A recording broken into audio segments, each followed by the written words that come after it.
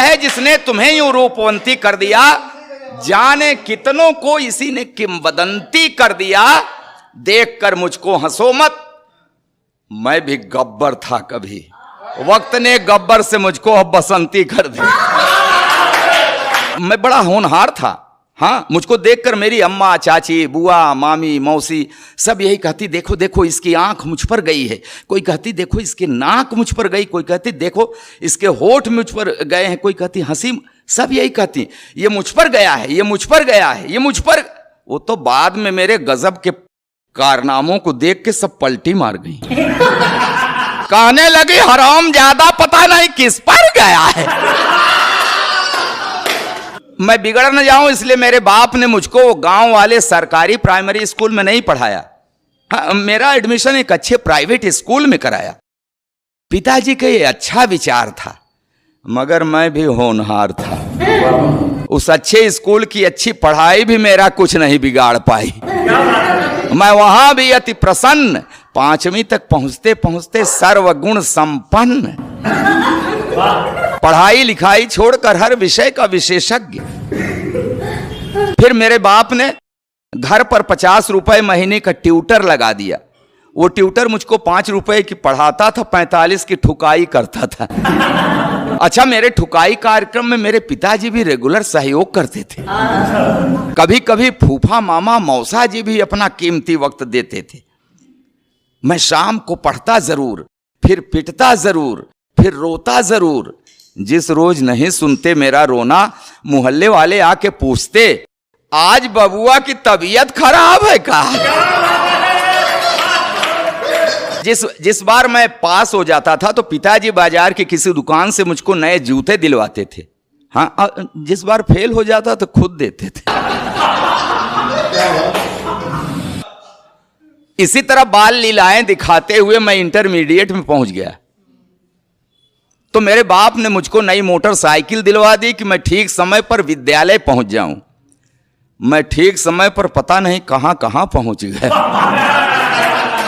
फिर एक दिन ठीक समय पर पुलिस पहुंच गई, फिर मैं ठीक जगह पर पहुंच गया।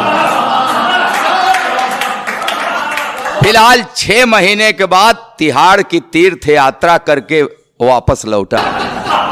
तो मेरे बाप ने कहा कि ऐसा कर, तेरे अंदर सभी लक्षण आ गए हैं, अब तू कवि बन जा। तो आपने सुना ना कि वियोगी होगा पहला कवि, आह से निकला होगा गान। आह से कविता निकलती है, और आह कब निकलती है? जब पढ़ती है। हाँ, तो जिस पर जैसी पड़ी रहती है वैसी उस कवि की कविता रहती है।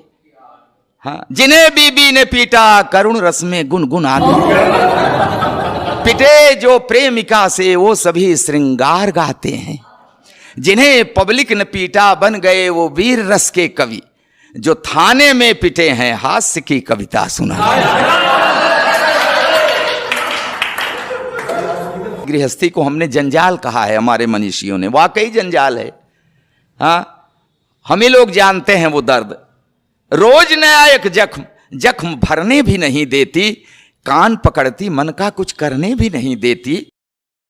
ये मात्र शक्तियां हैं मेरे सामने, इसलिए मैं चाहूंगा कि ध्यान देंगे। हाँ हाँ, कि रोज नया एक जख्म, जख्म भरने भी नहीं देती, कान पकड़ती मन का कुछ करने भी नहीं देती। कितनी व्यवस्था है फरमाइश पर फरमाइश, जीने नहीं देती है। और करवा चौथ का व्रत, ये साहब शासन प्रशासन हमारा जो भी सब महिलाओं के पक्ष में ही कोई न कोई बना देते हैं। इनको मजबूत करने के लिए कोई न कोई कानून बनाते रहते हैं। मर्दों की ऐसी तैसी कर रहते हैं। और हमारे एक कवि ने तो यहाँ तक लिख दिया कि अबला जीवन हाय तेरी क्या यही कहानी, आंचल में है दूध और मथुर शरण गुप्त जी वो कह रहे हैं कि अबला जीवन हाय तेरी क्या यही कहानी, आंचल में है दूध और आंखों में पानी। इसका मतलब कि नारी का जीवन और कुछ नहीं, सिर्फ व्यथा। अच्छा, तो क्या मस्ती है पुरुष जीवन की कथा? नारी ने दुख पाया, इसका मतलब पुरुष ने सताया, खाक सताया। मैं तो कसम खा रहा हूं मैंने नहीं सताया। मैंने साहब नहीं अरे मैं क्या सताता, मैं खुद ही सताया जा रहा हूं। वही केमिस्ट्री की क्लास में जरा सा हाथ दबाया था, 40 साल से पैर दबा रहा हूं।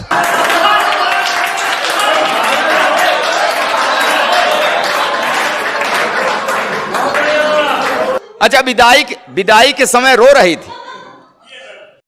अरे साहब क्या है, आपके दर्द, आपका भी दर्द मेल खा रहा है हमारे।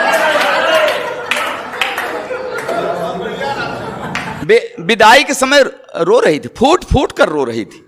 तो मैंने कसम लिया कि इसे कभी कष्ट नहीं दूंगा, हमेशा सुखी रखूंगा, तो धीरे धीरे अपने मायके को भूल जाएगी, नहीं रोएगी, चुप हो जाएगी। तब कहां पता था कि ये एक रोज रो रही है, अब जिंदगी भर मुझे रुलाए। मैंने कभी उससे आंख मिलाकर, सर उठाकर बात नहीं की। हाँ, हमेशा बड़े अदब से उसे निहारता हूं। उसके पैर के अंगूठे में हल्की सी ठोकर लग जाए, तुरंत बैठकर मुंह से फूंक मारता। जब कभी उसका तेवर गरमाने लगता है, बिना सर्दी जुकाम मेरे गले में बलगम घड़घड़ा आने लगे। फिर भी जाने कि वो हमेशा मेरे ऊपर ऐंठती है। हे भगवान, पंडित जी बीवी को शादी में बाएं बैठा दे चाहे दाएं, बाद में तो सिर पर ही बैठती।